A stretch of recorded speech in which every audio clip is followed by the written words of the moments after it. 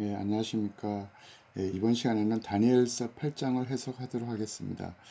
다니엘서 8장은 주 내용이 뭐냐면은 옛날에 그 마카비 혁명이 일어나기 전에 그 헬라가 이제 알렉산더가 젊은 나이에 죽고 나서 그 네 개 제국으로 나눠지고 이제 북아수르 지역을 통치했던 게 이제 셀리쿠스 왕조입니다.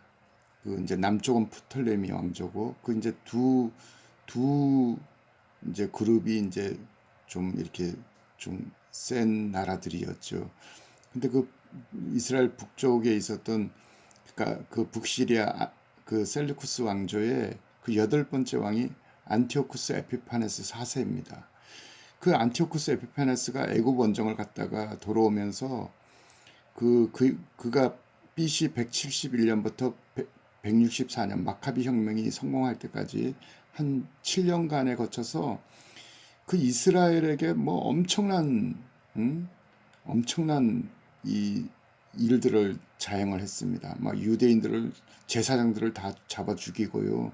성전을 불태우고 성전 앞마당에다가 막 자기 우상을 세우고 또 자기 주화를 만들어서 자기 그 형상을 그 동전에다 그려놓고 데우스 자기가 하나님이라고 하고 막 유대인들 그 짐승 이제 뭐 제사를 못 드리게 하고 돼지를 잡아가 유대인들이 돼지를 얼마나 부정한 짐승으로 여깁니까? 그 돼지 피를 그냥 제단에다가 막 뿌리고 뭐 율법책 토라를 그냥 다 불태우고 유대 할례와 안식일을 금하고 이 엄청난 이 유대인들을 핍박을 한 거예요. 그 이제 그 이제 전반부에는 그 안티오쿠스 에피파네스가 그 2300, 한 7년간 했던 그 엄청난 일들을 기록을 한 것이고, 이제 그 8장 후반부에는 미래에, 미래에 정한 날 끝에 관한 미래에 적그리스도가 나타나면 이 적그리스도가 안티오쿠스 에피파네스 같은 일을 할 것이다. 요걸 이제 강조하기 위해서 8장이 기록된 것입니다. 그래서 이제 안티오쿠스 에피파네스는 역사적인 인물이지만 이는 미래에 일어날 적그리스도의 모형으로서 이제 그가 그런 역할을 했다고 볼 수 있는 것이에요. 이제 해석을 하도록 하겠습니다. 나 다니엘에게 처음에 나타난 환상 후 벨사살 왕 제3년에 다시 한 환상이 나타나니라. 내가 환상을 보았는데 내가 그것을 볼 때는 내 몸은 엘람 지방 수산성에 있었고 내가 환상을 보기는 을레 강변이더라. 그러니까 이제 이 영이 빠져나간 환상 체험을 한 거예요. 그러니까 우리가 흔히 입신이라고 하는데 이 입신은 우리 몸은 여기 뭐 우리 집에 있는데 내 영이 훅 빠져나갑니다. 그 뭐 이렇게 이마를 통해서 빠져나간다고 합니다. 체험하시는 분들 얘기 들어보면.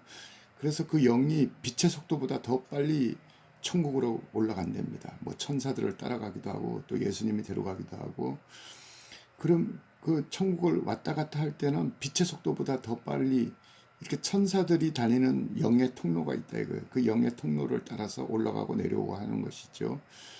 이제 그 천국을 체험하는 입신도 있지만은 이제 이 땅에서 땅으로 하는 입신도 있다는 것이죠. 근데 여기서 8절에서는 이 다니엘이 이제 모몬 엘란 이제 자기가 포로로 잡혀가서 그 수산성에 어 지금 그 바사 제국이죠. 거기 있었는데 그 한상의 장면은 을레강변이었다는 그 떨어져 있었어요. 을레강변으로 자기 영이 빠져나가서 을레강변에서 지금 이제 이 뒤에 있는 내용들을 이제 환상으로 보는 것입니다. 자, 3절 내가 눈을 들어 본즉 강가에 두 뿔 가진 수양이 있는데 두 뿔이 다 길었으며 그중 한 뿔은 다른 뿔보다 길었고 그 긴 것은 나중에 난 것이라. 이제 메대와 바사 중에 나중에 바사 제국이 더 이제 권세가 크더라는 것이죠. 내가 본즉 그 수양이 서쪽과 북쪽과 남쪽을 향하여 받으나 그것을 당할 짐승이 하나도 없고 그 손에서 구할 자가 없으므로 그것이 원하는 대로 행하여 강하여졌더라. 이제 그의 제국이 이제 이렇게 왕성해졌을 때 내가 생각할 때 한 수염소가 헬라의 알렉산더입니다. 수염소가 서쪽에서 와서 그 지면에 두루 다니되 땅에 닿지 아니하고 완전히 뭐 엄청난 권세지요. 땅에 닿지 아니하고 신적인 권능으로 그 염소의 두 눈 사이에는 현저한 뿔, 첫째 뿔 알렉산더 대왕을 가리킵니다. 그 뿔이 있더라. 그것이 두 뿔 가진 수양 곧 내가 본 바 강가에 서 있는 양에게 나아가 분노함으로 그에게 달려가더니, 이게 이수스 전투였죠. BC 330년인가요? 이수스 전투에서 이 알렉산더가 대승을 거두죠.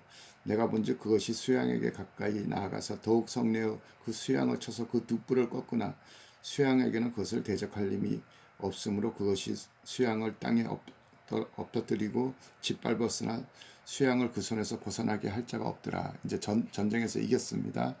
수염소가 그래서 스스로 심히 강대하 가더니 강성할 때 그 큰 뿔이 꺾이고 그 대신에 현저한 뿔 넷이 하늘 사방을 향하여 났더라. 그 알렉산더가 젊은 나이에 요절을 합니다. 그리고 이제 그 시아 장수 4명에게 그 나라가 제국이 이제 갈라져 버려요.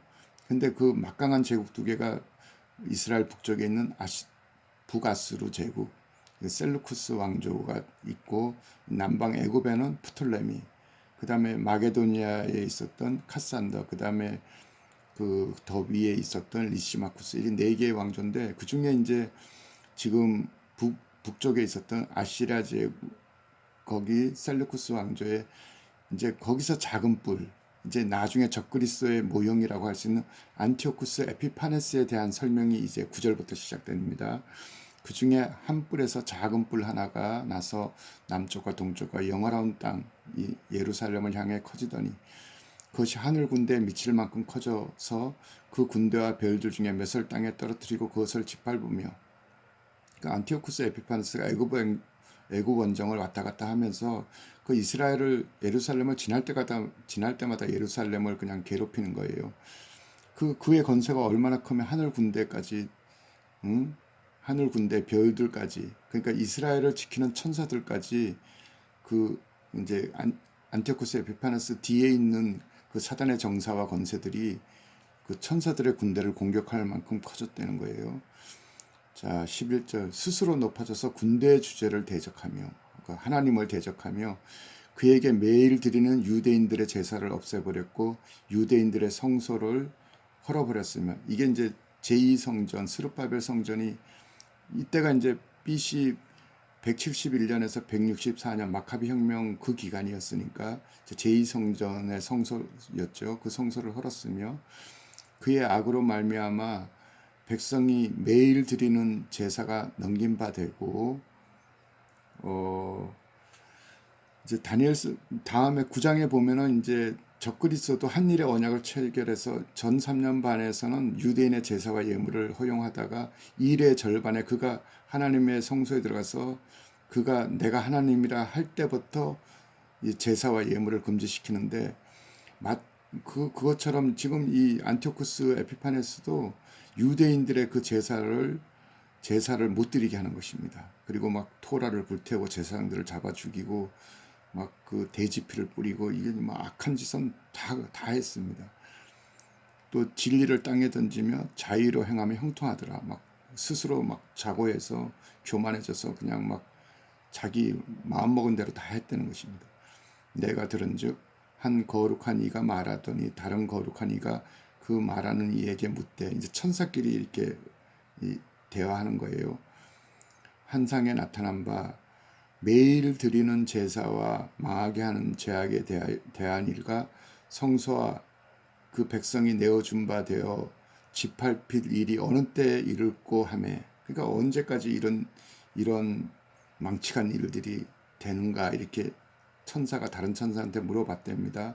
그러니까 이제 그가 이르되, 한 천사가 이르되 2300주야까지니 그때 성소가 정결케 되리라. 그래서 이제 우리가 역사에 다 배우는데 BC 164년에 그 제사장 가문이 마카비 제사장이 자기 아들들을 데리고 게릴라전, 숫자로는 안 되니까 유대 지형에 익숙한 그 게릴라 별동 부대를 만들어 가지고 막 시험 없이 이거 안티오쿠스 이 아시리아 이 군대들을 막 이 게릴라전으로 막 끈질기게 공격해서 이깁니다. 그래서 이제 조약을 맺어서 이제 철수를 시켜요. 그리고 그 더럽혀진 성전을 수리를 하고 성전에 그 하나님 메노라 그 등대에다가 그 감람유가 막 떨어져 가는데 그 감람유를 8일 동안 기적적으로 그 감람유가 8일 동안 메노라 불을 밝혀서 그 수전절 성전을 깨끗한 그 한우카절을 그때부터 이제 기념으로 이제 승리의 기념으로 한우카절을 지금도 그때부터 이제 유대인 전통으로 지켜 내려오지요. 그래서 성소를 정결하게 한 수전절이 마카비 혁명으로 이루어졌다는 내용인 것입니다. 자, 이제 이때까지는 이제 역사에서 안티오쿠스 에피파네스 시대에 있었던 일을 기록한 것이고, 지금 15절부터는 이제 이것이 모형이 돼서 나중에 적그리스도 후 3년 반에 이제 이런 일이 되풀이되면서 이제 하나님의 심판이 이루어진다는 거예요. 나 다니엘이 이 한상을 보고 그 뜻을 알고자 할 때 사람 모양 같은 것이 내 앞에 있고, 내가 들은지 을레 강변 두 언덕 사이에서 사람의 목소리가 있어 외쳐 이르되 가브리엘아, 이 한상을 이 사람에게 깨닫게 하라 하니, 가브리엘이 내가 선 곳으로 나왔는데 그가 나올 때 내가 두려워서 얼굴을 땅에 대고 엎드리매 그가 내게 이르되 인자야 깨달으라, 이 한상은 정한 때 끝에 관한 것이니라. 그러니까 네가 본 것은 이제 이중 예언인데, 이제 다니엘은 지금 BC 600년 되니까 이제 500년 뒤에 안티오쿠스 에피파네스라는 놈이 이제 이런 일을 할 것이지만은, 이것은 이중적으로 먼 미래 적그리스도란 그자도 이런 일을 행할 것이다. 그래서 이제 잘 그 이중적인 의미를 깨달으려는 것입니다. 이 한상은 정한 때 끝에 관한 또한 그런 예언이기도 하다 이겁니다. 그가 내가 말할 때 내가 얼굴을 땅에 대고, 이 가브리엘 천사장 앞에서도 이게 기름 부음이 너무 강하다 보니까 그냥 자기도 모르게 그냥 엎드려진 것입니다. 그가 나를 어루만져 일으켜 세우며 이르되 진노하시는 때가 마친 후에 될 일을 내가 내게 알게 하리니, 이 한상은 정한 때 끝에 관한 것이다. 그러니까 지상 재림의 날, 주님의 정한 때 끝에 관한 것은 이미 다 정해져 있다는 것입니다. 우리한테만 이제 그날이 언제인지 모르는 걸로 되어 있는 것이죠. 그러나 하나님의 계획에서는 인류 모든 구원에 관한 계획은 이거 다 하나님의 천국의 인간 창조 역사 기념관이라는 곳에 어떤 목사님이 그걸 이렇게 간증을 많이 하셨는데, 거기에는 뭐 사탄이 타락할 때부터 천년왕국 끝에까지 이미 다 하나님의 계획이 기록이 다 되어 있다는 것입니다. 그 정한 때 끝에 관한 것을 지금 알려주는 것입니다. 내가 본 바 두 뿔 가진 수양은 메대와 바사 왕들이요, 털 많은 수염선은 헬라 왕이요, 그 두 눈 사이에 큰 뿔은 첫째 왕 알렉산더요. 뿔이 꺾이고 그 대신에 네 뿔이 났는데 그 나라 가운데 네 나라가 일어나지만 첫째 왕의 건세만 못하리라. 이 네 나라 마지막 때에 반역자들이 가득할 때 한 왕이 일어나니, 이 왕은 첫 번째는 안티오쿠스 에피파네스지만 또 마지막 때 적그리스도를 뜻합니다. 지금은 이제 적그리스도 쪽에서 해석을 해야 됩니다. 마지막 때 적그리스도가 일어나리니 그 얼굴은 뻔뻔하며 속임수에 능하며 얼마나 계율에 능한지, 그래서 큰 입을 가졌다고 했지 않습니까? 그 건세가 강할 것이나 자기 힘으로 말미암은 것이 아니며, 그러니까 AI하고 기술하고 이게 연합이 돼요. 그가 장차 놀랍게 파괴 행위를 행하고 자의로 행하여 형통하며 강한 자들과 거룩한 백성을 멸하리라. 후 3년 반에 이 땅의 성도들과 이스라엘 성도들을 이제 짐승의 표를 안 받게 하면은 이제 죽이는, 그 멸하는 일을 하는 것이죠. 그가 꾀를 베풀어 제 손으로 속임수를 행하고 마음에 스스로 큰 채하며, 그 얼마나 누가 이와 더불어 싸우리요, 계시록 13장에 그렇게 돼 있지 않습니까? 얼마나 그냥 그러니까 막 큰 채를 해서 그냥 하나님을 대항하고 하나님을 비방하고 하늘의 장막에 있는 자를 비방한다고 되어 있지 않습니까? 또 평화로운 때 많은 무리를 멸하며 스스로 서서 만왕의 왕 하나님을 대적할 것이나 그가 사람의 손으로 말미암지 아니하고 깨어지리라. 그러니까 하늘 군대, 예수님의 지상 재림의 군대에 의해서 그가 이제 심판을 당한다는 것이죠. 이에 말한 바 주야에 대한 한상은 확실하니 너는 그 환상을 간직하라. 이는 여러 날 후의 이름이더라. 그러니까 우리 마지막 끝에 후 3년 반 끝에 관한 그런 예언이 담긴 것이란 것입니다.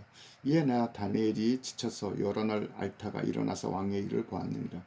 내가 그 환상으로 말미암아 놀랐고 그 뜻을 깨닫는 사람도 없었더라.